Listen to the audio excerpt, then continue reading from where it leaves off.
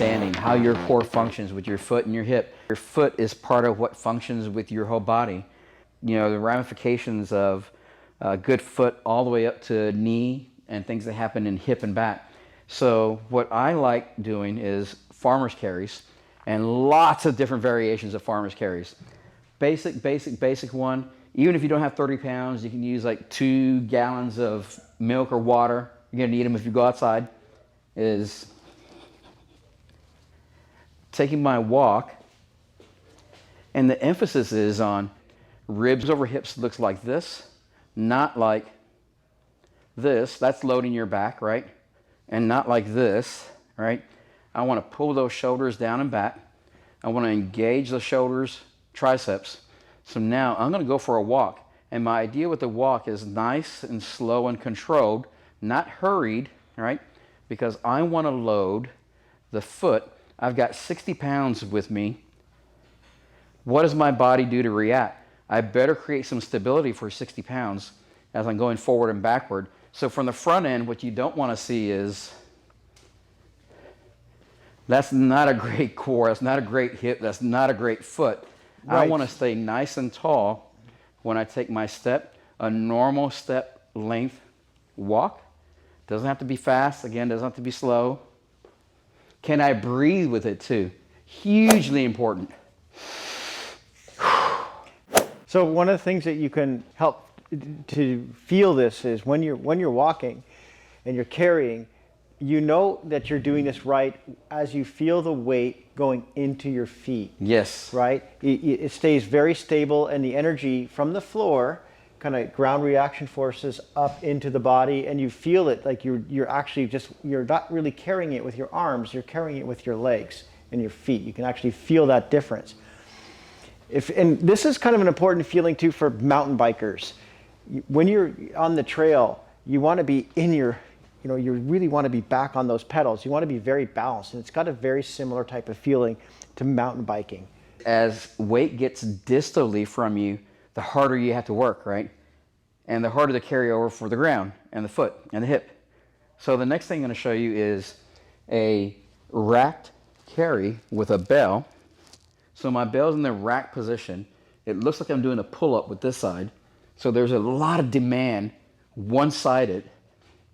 My core wants to do this or anything else but, right? That's the compensation. I want to hold it, brace, ribs are stacked on top of hips, and I want to do that same walk. So now I'm going unilateral, and because the weight is further up away from my center of gravity, now I've got more demand on that core, more demand on that foot, more demand on that hip. You don't have to necessarily use a kettlebell. The reason I like the kettlebell is the offset weight really emphasizes me wanting to do this, and my trunk has to brace against that. So that's what makes it more demanding. As you're doing this, and you're carrying that weight, you should be able to proprioceptively or kinesthetically, if you will, the ability for yourself to feel your body not collapse over, right? You don't want to feel that, right?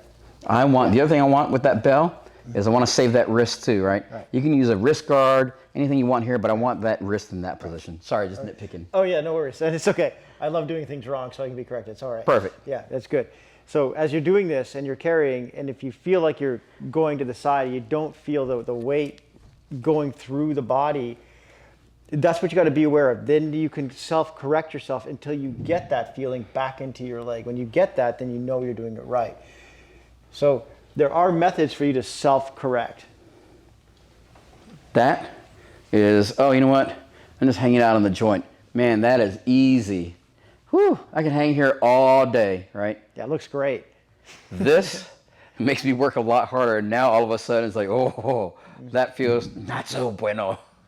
The next progression, I'm going to take that same rack position, good wrist position, and now I got one on the bottom, one on the top. That's really demanding. So now I want to do the same thing with that farmer's carry. I want to keep ribs over hips. My breathing pattern is using my diaphragm, right? And not trying to use my neck, right? The other is, what does it look like from the side? Still the same concept. Shoulders down and back, shoulders packed, ribs connected to hip and pelvis. I can go forward, backward. But the idea is the same. The load is very different because now my body doesn't know, like, oh, how do I like compensate? Kind of hard to do it this way. What kind of sport do you see this? Everyone that you stand. Exactly. Anyone that you're standing Yes. or running, you know, you need Yes. stability for how do I create stability in that single leg stance. Because when I'm carrying, it doesn't matter if it's two here, one up, one down. It's when I take that step.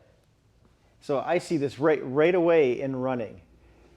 Right Yeah. away, you're Yep. creating that stability in the run. So when you gave me that answer of everything you can think of, it's exactly right. Everything is on land, yes. Yep. And Yep. like I said, it doesn't have to be with a kettlebell. Yep. I can do same thing.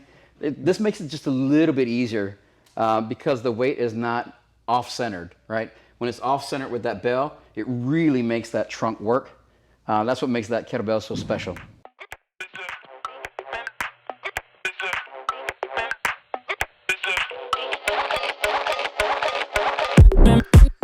Is it